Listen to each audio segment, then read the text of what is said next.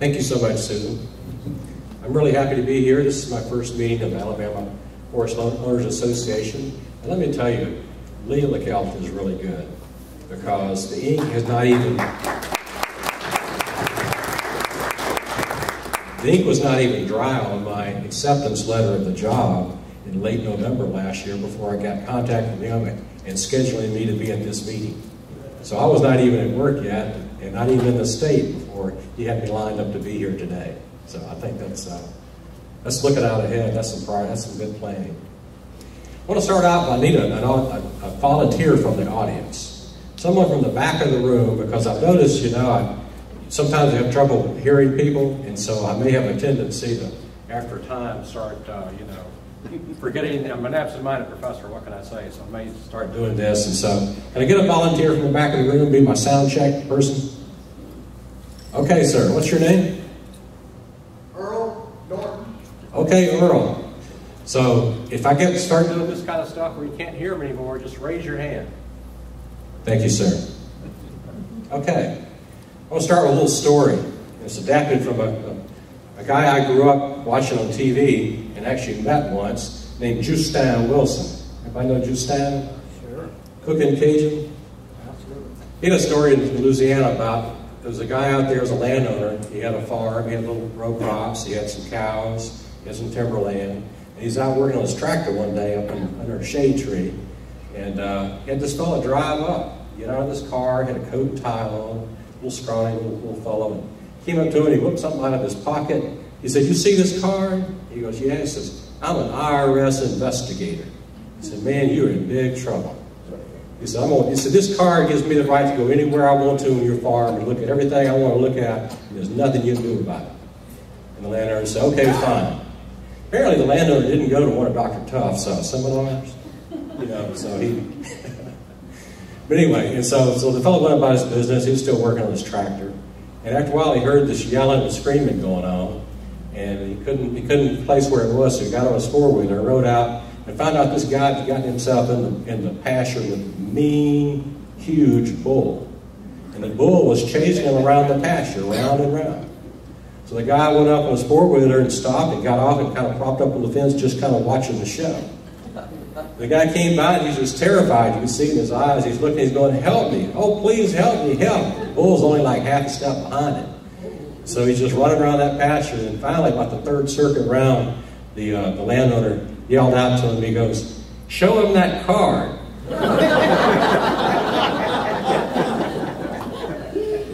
We hope the services that we provide you at Auburn are a little bit more customer service oriented than that. See if this clicker works. I'm going to talk about some things that we do very specifically to help you, but also want to start and talk a little bit about, there's a lot of the stuff that we do that doesn't directly benefit you, but really is a big part of the whole infrastructure that supports your land ownership.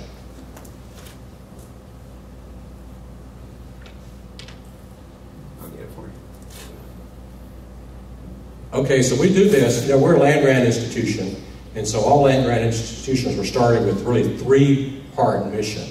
It's education, research, and extension. And so I just want to show, in terms of education, what we do there is that we are the ones that really provide the foundational training for your foresters. So if you use a professional consulting forester, they most likely have gotten an education at a land-grant university, and you've heard some introductions this morning and this afternoon that have said just that.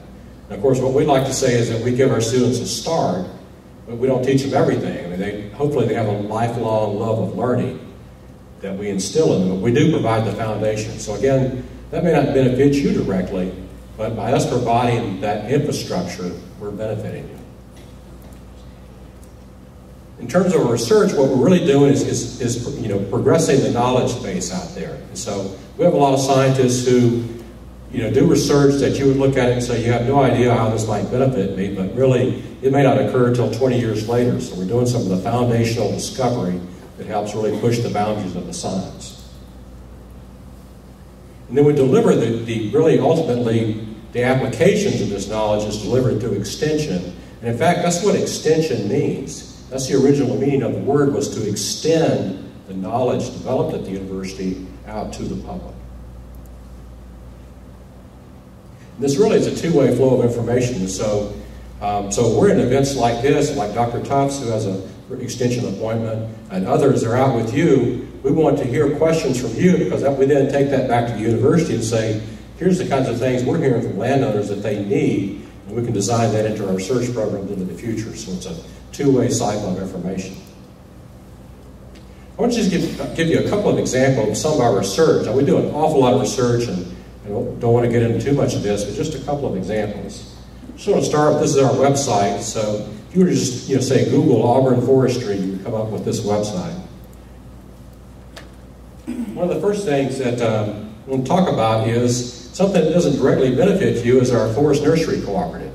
This is our oldest of the two cooperatives that we have, and I suspect that none of you are members as landowners, but most of the people out there in the hallway, the vendors out there, are members of our co-op. And so they provide member dues every year. That goes together, funds a research program that does advances and innovations in insect control and disease control. There's a lot of federal regulatory things involved with chemicals that are used in nurseries that they provide the expertise for. In the South, guess how many seedlings were grown last year? Pine seedlings. 863 million pine seedlings last year. 87% of those were grown by the members of this cooperative. So again, that's the way that we benefit you, because again, we're not benefiting you directly with that, but we're providing the research part of that enterprise that then supports your reforestation efforts. We have a forest policy center. And on their website, they've got a little section that says Working Papers Series. And so before they publish a paper, or while it's being published in some arcane scientific journal with all kinds of jargon that's really difficult to understand, they put out a 2 or 3 page paper that explains some of their findings. So I just want to show you one example. They did a survey, and they used some economic theory to gather information about how much are hunters, willing to pay to lease your land for hunting. And so results of that was that, in fact, the lease rate that's actually being happening in Alabama is only about half what they determined that hunters were willing to pay, on average. They also talked about in this publication that there are a number of different factors that goes into valuing your particular property for a hunting lease. And so, of course, they're not all created equal. That's just an example of some of our research that benefits landowners. Really what I want to talk about today primarily is in our extension programming. And again, part of our extension program, we do what we call continuing education. And the distinction between continuing ed and extension is that this is primarily targeted toward professional foresters, loggers, wildlife biologists. So again, a lot of the programs that we have may not be of interest to you, and frankly, you may not have really the training to really benefit from those kinds of programs. But again, this is providing the infrastructure that not only do we educate these people when they were in school as an undergraduate, we're providing the continuous education over time to help them keep up to date. We do a lot of public outreach, so this is really anything. We do a lot of K through 12 children. There at Auburn, we operate the Louise Quare Forest Ecology Preserve. We have programs out there almost every day. We have summer camps. We have just all kinds of programs going on all the time. But really the ways that we most directly help you is really through 3 different ways. And that is through our publications, and we'll give you some examples of those. Through our workshops, and Dr. Tufts talked about some of the workshops that he will have coming up this year. And of course, in addition to workshops, we do have things like Dr. Tufts and others give talks at your meetings and at other meetings around the state, fairly frequently. So that's another way we get the information out to you. And as I'll talk about in just a minute, we provide the expertise through these professionals.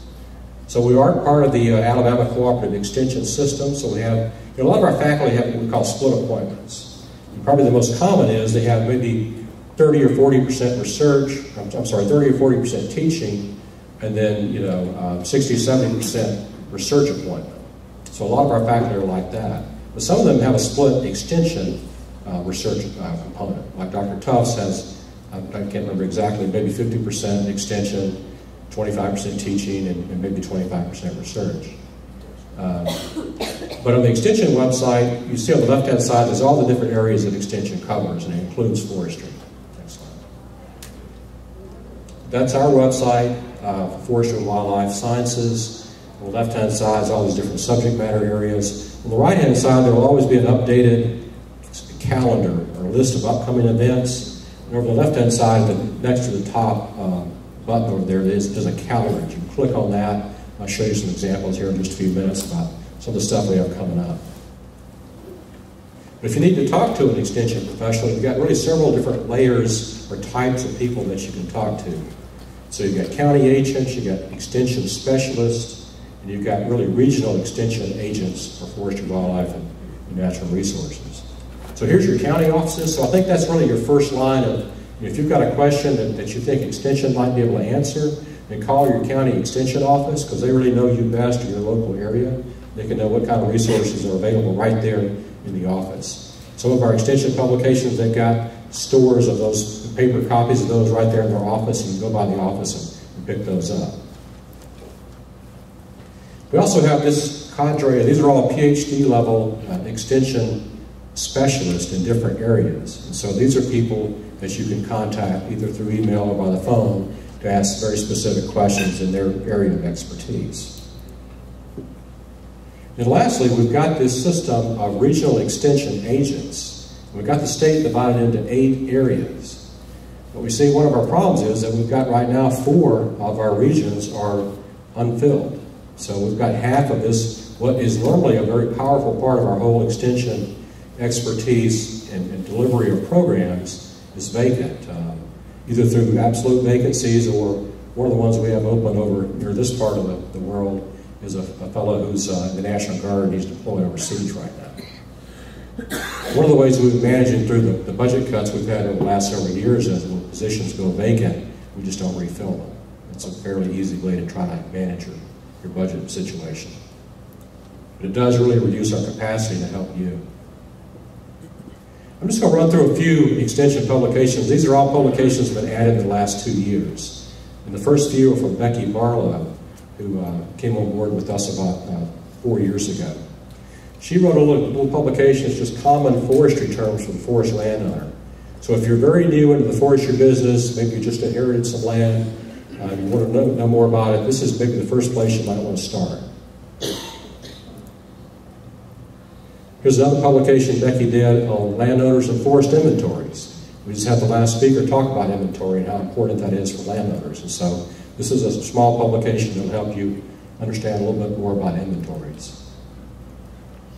I guess the title of this conference, I don't know if this came from this publication or not, it was kind of turned around with the question, does money still grow on trees? But this is a publication Becky had done a couple of years back where she has a fairly detailed compilation of here's the importance of the whole of forestry in Alabama. So here's the 21 million acres of timberland, and here's the different types of forest land there are. Here's the value of the harvest. Here's the number of people employed. All that kind of thing is in that publication. And then someone actually asked me this at lunchtime. This is something that we do. It's a survey. It's done every 2 years. It's been done for years, where we survey what the forestry practices are actually costing. And so that'll give us this information over time that people can use in their planning. So I had a consulting forester ask me, he says, where's that stand right now? Where can I get my hands on the most recent information from those surveys? Actually, the last one was published in Forest Landowner magazine in 2009. We do these every 2 years. So you see about a 12-year track record of some common forestry practices. And we see things like prescribed burning, the cost has doubled over that 12 years. We see that site preparation has gone up by a little over about 50% during that period of time. So this helps people understand what the costs are, and then again, when you're projecting into the future, you know what the basis is. And this is a South-wide estimate, so your particular values for the consultant that you may be using or for the service provider may be different than these. And just recently we put out a publication with Mississippi State University on fooling around with these handsome fellows here. Wild pig management. It's a really big problem, both for agriculture and for forestry. There's a lot of damage out there rooting up the soil. They seem to really like longleaf pine seedlings. They'll like root them up and actually chew the roots, and then they apparently are extracting the sap, and they just split the seedling out. Of course, the tree is killed. So this is a 48-page publication that talks about how to control these animals. And we're doing this primarily, through trapping and shooting and all that. But that's frankly just kind of holding the problem at bay. We're actually doing some research, really exciting right now. One of our wildlife biologists is working with some people at the vet school on some kind of a specific contraceptive for wild pigs. And no one's ever developed a contraceptive like that. That's what they're working on. And the biology of it's fairly tricky. It's way over my head, the molecular biology of it. But that's something that we're working on. Something that's really gained a lot of popularity is these digital cameras that you can buy and put out there on your land. Actually using those as a survey to help you understand and manage the deer herd on your property. And so this is a publication that tells you how to do that. This publication, essentially the last two, Mark Smith was heavily involved in those two. And he's also, this is one that Lee Stribling did, and then Mark just recently updated this for today. So this is how to manage your land for wild turkeys. Just an example, here's some of the workshops that we've conducted over the last couple of years, and it's a kind of a process between the counties and our specialists about exactly what workshop gets delivered where. A lot of it's essentially being done by demand, so we don't just go out and just have a workshop. We need to have some demand for it first. So maybe through this organization, if y'all have need for a particular kind of workshop at a particular location, then get with us and we'll try to provide that workshop for you. Again, just more examples of workshops. This is, if you clicked on the calendar button there on our extension website, this just shows you everything we've got coming up in April, including one that was just the other day, and I just sat next to a gentleman last night at dinner who'd been at the invasive plant workshop just recently there in Auburn. We've got one coming up on bird identification. We've got this one for kids about growing up wild. You see a couple of those, that's for school children. We've got two coming up that may interest you. One especially, and I'll talk more about it, is alternative forest products. The next one is actually a 2-day workshop on introduction to ArcGIS, which is GIS software. I think I'd love to be able to sit on this one myself because I'm actually GIS illiterate. And of course I'm an administrator, so I don't do any real work anymore, so it's okay. But back when I taught part of our summer program at Mississippi State, I kept trying to use GIS for my teaching. And I tell you, it's gotten so complicated, it's really hard for a casual user like me that may go months without using it, and I get back to it and I have to be retrained. I've forgotten everything I ever knew. But this is one that's mostly actually targeted toward professionals, but it's also available for landowners as well. This one on alternative forest products is going to be at our Solon-Dixon Forestry Education Center down between Andalusia and Brewton. It's going to be in May. It's talking about things like silvopasture and pine straw production and blueberry harvesting and all kinds of things other than sort of our traditional timber products. Now, we're not suggesting you do these instead of timber, but this is a complement to your timber management. With that, I'll stop and ask if there's any questions.